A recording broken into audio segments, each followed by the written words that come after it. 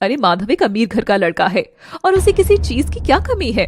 अगर वह किसी लड़की से प्यार करता भी है तो मुझे नहीं लगता कि वह गलत है, क्योंकि वह तो अमीर लड़कों का शौक होता है।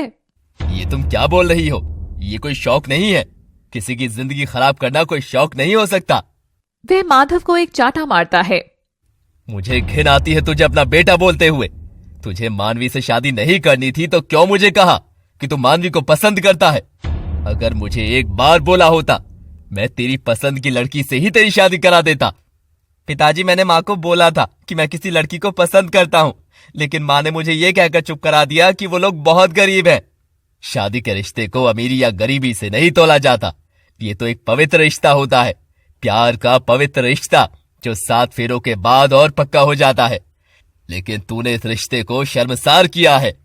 अब जो होना था सो हो गया, फालतू में मेरे बेटे पर गुस्सा ना करो। मैंने आज तक तुम्हें कुछ नहीं कहा, लेकिन आज मुझे एहसास होता है कि काश मैं तुम्हें पहले ही टोक दिया करता। मैं सिर्फ ये सोचकर चुप था कि मेरी पत्नी को खुश रखना मेरा ही कर्तव्य है। तुम्हारी खुशी के लिए मैं सब कुछ करता रहा और तुमने उसका ये सिला दिया।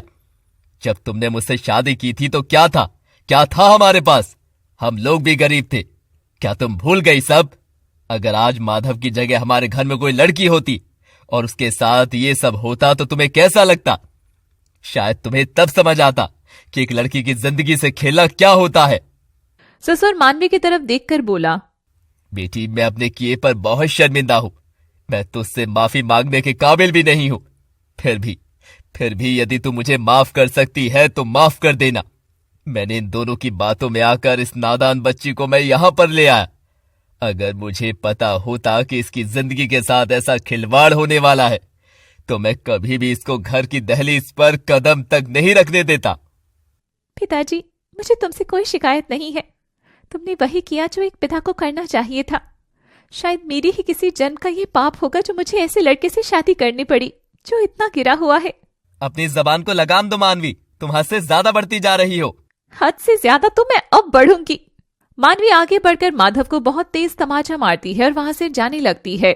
माधव, इसको जाने दे, आखिर यह कहाँ जाएगी? इसको रोती बिलखती घूमकर आना तो हमारे पास ही होगा।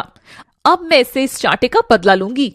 मानवी अपने घर की तरफ निकलती है। रात के अंधेरे में मानवी अकेली जा रही थी। तभी उसके बराबर में एक एक्टिवा आकर रुकती है। एक्टिवा पर बैठी लड़की बोली, क्या हुआ मानवी, कहाँ जा रही हो? मानवी देखती है वह अंजना है। उसे देखकर मानवी का गुस्सा और बढ़ गया। मैं वही जा रही हूँ जहाँ मुझे जाना चाहिए, लेकिन तू यह मत भूल कि तूने मेरे परिवार में आग लगाई है। मेरे हंसते खेलते जीवन को तूने उजाड़ दिया है।